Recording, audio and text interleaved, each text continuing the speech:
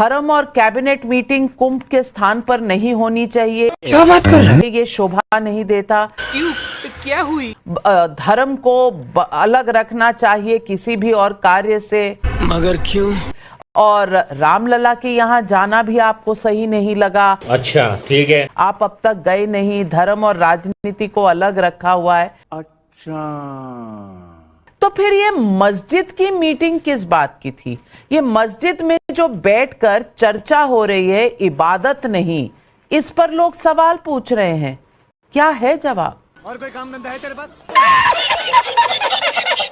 बिल्कुल नाविका जी, नमस्कार। आपका बहुत बहुत आभार, धन्यवाद कि आपके शो का मैं हिस्सा बना और आपके तीखे सवालों का कोशिश करूंगा तीखा जवाब दूं। निश्चित तौर पे ये बात बड़ा सवाल बन के आई कि आखिर समाजवादी पार्टी के राष्ट्रीय अध्यक्ष और तमाम सारे सांसद मस्जिद गए। शाबाश।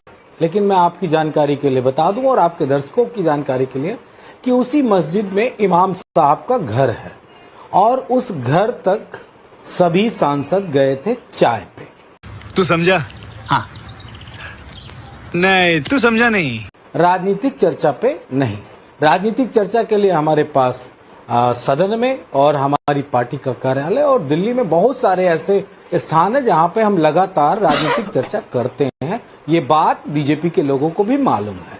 आप क्रोनोलॉजी समझ लीजिए। अगर हम चाय पीने चले गए तो इतनी तकलीफ, और अगर हमारे नेता मस्जिद में चले गए और भी मस्जिद के मौलाना के घर चले गए तो इतने सारे अंधभक्त टाइप के मौलानाओं के उस पे तमाम सारे कमेंट भी आ गए। मेरी बात सुन के हो सकता है बुरा लगे, लेकिन मैं इसलिए नहीं कहूंगा।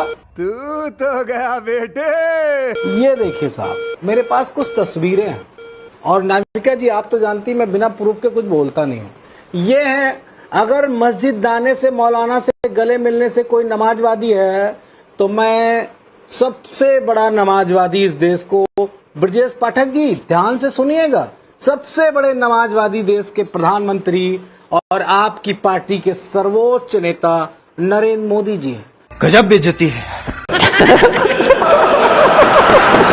दुनिया की मस्जिदों में जाते हैं, देश की तो जाते ही जाते हैं, दुनिया की मस्जिदों में जाते हैं। तस्वीरें चल रही हैं स्क्रीन पे, देखते रहिएगा और शायद मेरे ख्याल से दिल को जो आग एक धधक रही होगी आपके सीने में समाजवादी पार्टी को लेके, उसमें थोड़ी राहत मिलेगी आपको। देख लीजिए। तौबा तौबा तौबा, थारा मूड खराब कर दिया।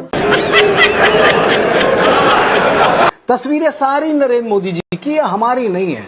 और जिस तरह की ये वाली पिक्चर तो देख लीजिए कितनी प्यारी है, कैसे मोदी जी कितना प्यार से मुसलमानों को गले लगा रहे हैं। आपको थोड़ा सा शर्म आना चाहिए, खासकर उत्तर प्रदेश के डिप्टी सीएम को इस तरह की बात करते हुए।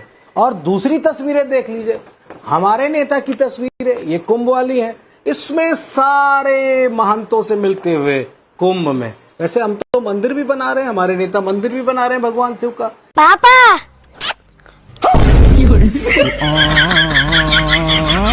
ये देखिए, सारी हिंदू प्रवृत्ति के सारी प्रसाद बनाते हुए हमारे नेता का फोटो है। भक्तों के लिए प्रसाद बना रहे हैं, उसको भी आप देखिएगा ध्यान से। सारे बड़े बड़े महात्माओं से मिल रहे हैं कुंभ में। ये सब कह देने से नहीं हो जाएंगे हमारे नेता नाविका जी, बीजेपी वालों के कहने से कि वो नमाजवादी हो गए। आपकी औकात बता रहा हूँ सर, बुरा नहीं मानना सर। अगर हिम्मत हो बीजेपी के नेताओं के अंदर, वो तो कोई गुरु का मंदिर पे कब्जा करे बैठा है, गुरुजी ने बनवाया था, कोई और तरीकों के मंदिर पे कब्जा। चलिए कम से कम आप ये जोर जोर से बोल के लोगों को स्कीमें बता दे। स्टार्ट करो। तस्वीरें दिखाकर इतना तो मानेंगे कि कम से कम बीजेपी मुसलमानों को मोहब्बत करती है, प्यार करती है, ये तो मानेंगे ना। जली ना, तेरी भी जली ना। कि सेक्युलर है बीजेपी, क्योंकि आपने तस्वीरें मोदी जी की दिखा दी। लेकिन राकेश सिन्हा जी, कैसा लगा मेरा मजाक?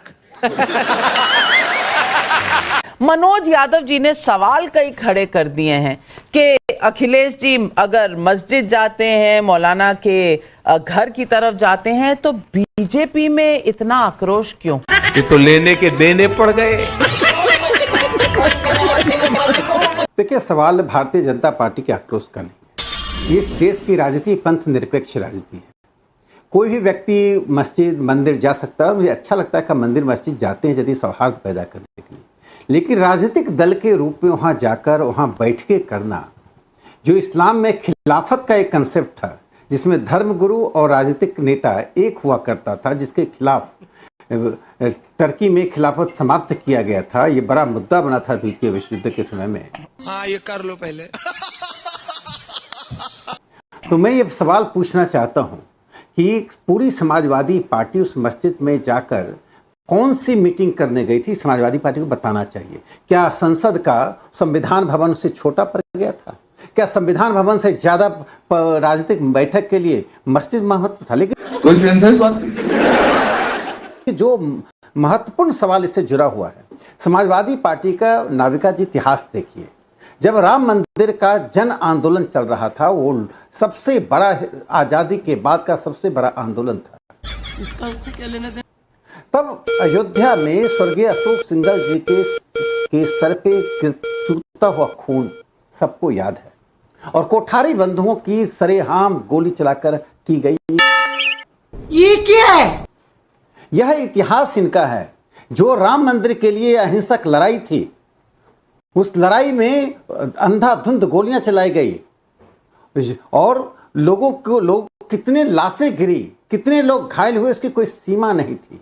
कुछ भी वो भक्त थे, वे कोई विदेश से आए हुए नहीं थे, वे किसी सत्ता को उलटने के लिए नहीं गए थे, वे एक विवादित ढांचा के प्रति विरोध प्रकट करने के लिए गए थे। ये समाजवादी पार्टी का इतिहास है। इसमें एक बात और जोड़ना चाहूंगा, अखिलेश यादव बहुत मुस्लिम परस्त हैं।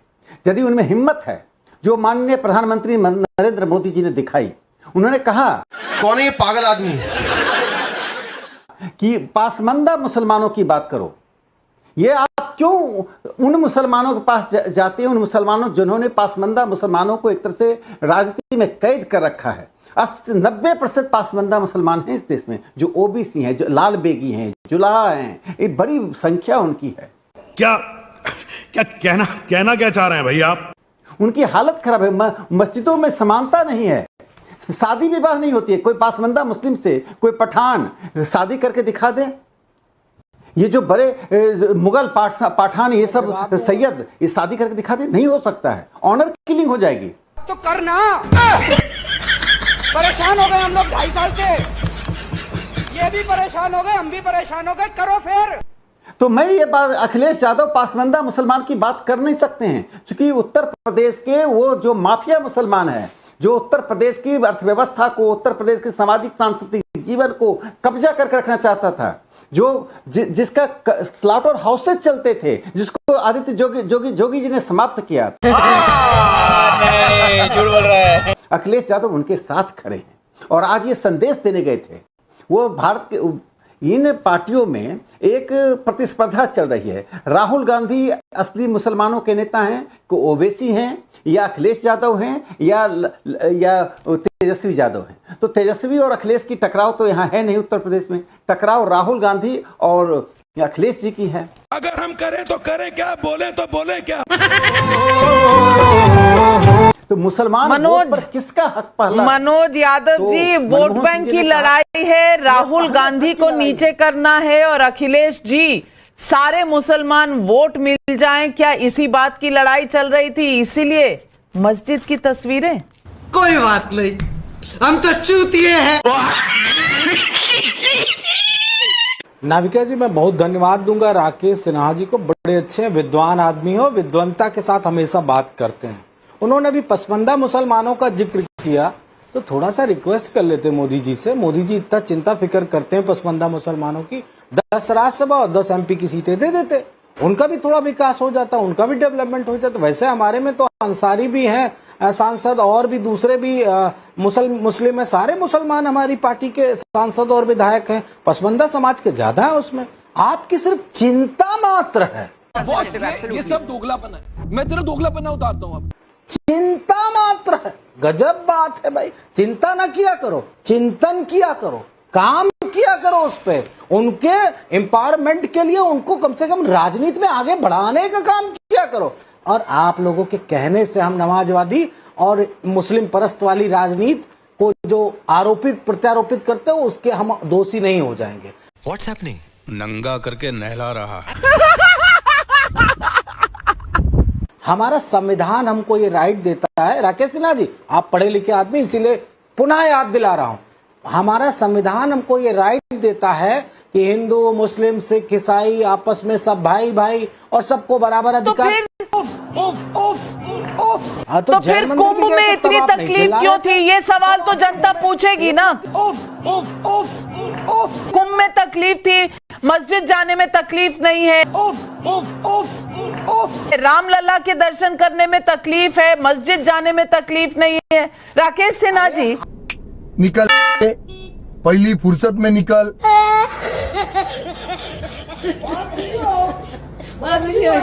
तो दोस्तों फाइनली अपनी इस वीडियो का हो चुका है द एंड। उम्मीद है कि आपको हमारी ये वीडियो अच्छी लगी होगी। अगर वीडियो अच्छी लगी हो तो वीडियो को लाइक करके, हमारे चैनल को सब्सक्राइब करके, बगल में बने घंटी वाले आइकन को दबाकर ऑल को सिलेक्ट कर लें, ताकि आगे आने वाली ढेरों रोमांचक व मजेदार वीडियोज की नोटिफिकेशंस आपको हमेशा मिलती रहे।